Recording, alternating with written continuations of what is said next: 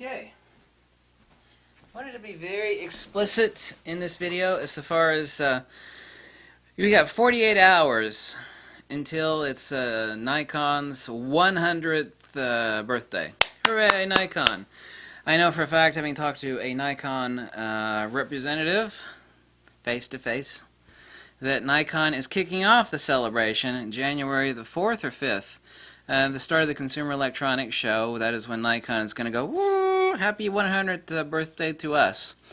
Let me point out 3 facts to you, okay, on Nikon's secret camera for 2017, whether it's going to be the Nikon D780 or D760, whatever they call it. I hope to God they kill off the D750. That camera needs to be killed off. Obviously had significant issues. Shutter assembly, light leak.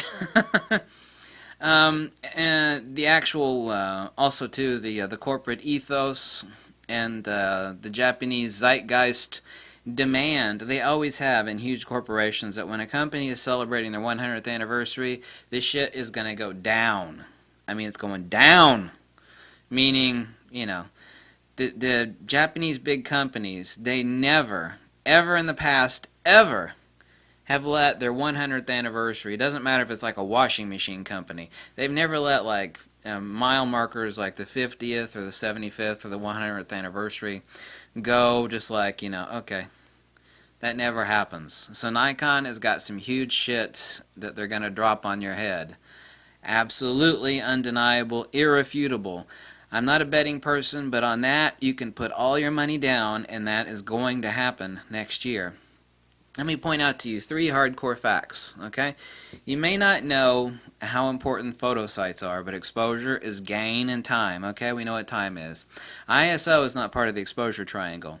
ISO is applied gain or input gain, okay? Not volume, okay, which is output gain, but applied gain. We're not dealing with film anymore. So that's the reason why, too, there's a 20 megapixel sensor on the Nikon D5, which is a full frame sensor. Supposedly, the D780 or D760, whatever it's going to be called, I mean, it could be up to 24 megapixels, but I don't think so. It could even be as low as 19. It could even be 18. And, you know, nobody's bitching, by the way, about the Nikon D5 20 megapixel output. You know, other than the fact that it has a damn optical low-pass filter on there, which should not be on that damn sensor. But that's not directly relevant to the sensor. So it could even be as low as an 18 megapixel sensor, but by sticking those huge nocturnal owl eyes on there, combined with the fact, point number 2, absolute fact, irrefutable, that the RGBW, the red, green, blue, and the panchromatic pixel or the white pixel or the white photo site of the new non-bare array. It's kind of like an X-trans array, and Kodak developed this in 2007. They came up with the idea. Sony's been perfecting it all these years since. It's a known fact that Sony is coming out next year with an RGBW sensor on one of their cameras. Nikon is too. Okay? I don't care who the supplier is. It's probably Sony. No big deal. Point number 3. Well, actually, point number 2 before I move on to point number 3. It's an absolute hardcore fact, as stated by the creators of this new sensor array, that this panchromatic pixel, which is scattered among the RGBW, which not only, of course, is itself more sensitive, but with the algorithm applies the color registration by the adjacent red, green, or blue pixel that it's next to. So it actually uses the sensitivity to also interpolate the adjacent color photo sites. That this RGBW sensor is up to, quote-unquote, 4 times more sensitive than bare technology, bare sensor array. That is incredibly important. Point number 3, it's already an existent fact that even on this DX sensor at 20 megapixels, with its pixel pitch, with a bare array, given the 80 converters and the SNR firmware, that, and I proved this to you in a video. I was the first person doing video reviews on the D500. I said, look at this shit. This is crazy. I was taking pictures at ISO 40,000 of stuff across the room I couldn't see. I couldn't see it.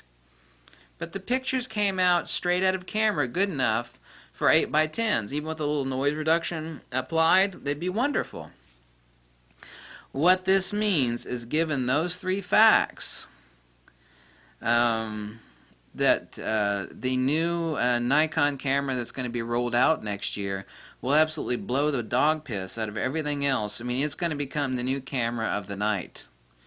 Nobody is going to fear, literally, no one's going to fear cranking the camera up to 40,000 ISO and taking images. They're not. The only issue is going to be like autofocus. Well, actually, there's not going to be an issue with that either. If they actually change the contrast detect to autofocus points versus the phase detect, then there's not even. They might even completely eliminate. Oh my God! Look, see, there isn't one on the Nikon D500. That tells you something. There's no autofocus assist lamp on the Nikon D500. Did you figure that one out? There's not going to be issues with any autofocus acquisition in insane low light. That means that people are going to be taking pictures at ISO 40,000 without any worries at all, so they can get their shutter speeds way up there. You know, I mean, you could be taking pictures. Imagine this: with this new camera, we'll be able to take pictures at ISO 40,000. At you know, for sufficient depth of field, maybe f5.6 at 1/2000th or 1/4000th of a second. It's like, you're taking pictures at 1/4000th of a second in near freaking total darkness. It's like, what? It's totally dark, basically. I'm shooting at ISO 40,000. I'm at 1/2000 or 1/4000th of a second at f5.6. What? That's not possible. It will be possible with the RGBW sensor combined with supposedly possibly a 24-bit, it could be a 24-bit, or even with the 16-bit 80 converter and the existing or improved, it doesn't have to be improved much, SNR firmware, because noise has specific frequencies that can be canceled out in the signal processing, and Nikon and Canon and Sony have been doing that for years and years. So the implication is that the secret weapon for 2006 is going to be rather amazing. And that's based upon 3 already hardcore existent criteria. The known entity we have on the Nikon D5 and D500, combined with the extraordinary power of extremely low noise, high ISO performance of the RGBW sensor with the panchromatic pixels or panchromatic photo sites that Sony's been perfecting ever since Kodak came out with this technology. Well, they didn't come out with it, they actually created it. They didn't come out with a product that had it since 2007. It's already a known entity that Sony was going to release a camera next year with the RGBW sensor. This is the perfect, absolute perfect time for Nikon to introduce the RGBW sensor on a new camera with a relatively low megapixel, like 20 or possibly even as low as 18 megapixels. If you want to stick some huge honking photo sites, some gigantic, bug-eyed marsupial photo sites on a sensor, and you stick that over top of an already unbelievably incredible RGBW sensor, then the camera is going to be absolutely astounding. So that's my hardcore prediction for 2017, based upon several undeniable criteria. All of those things put together really bode at the 95 percentile mark of unfolding for the year 2017. It actually is at the percentile point, given all those facts, that it seems inevitable that that is going to be part of what Nikon rolls out for 2017. So that's something to look forward to. Thanks for watching, and catch you later. Bye.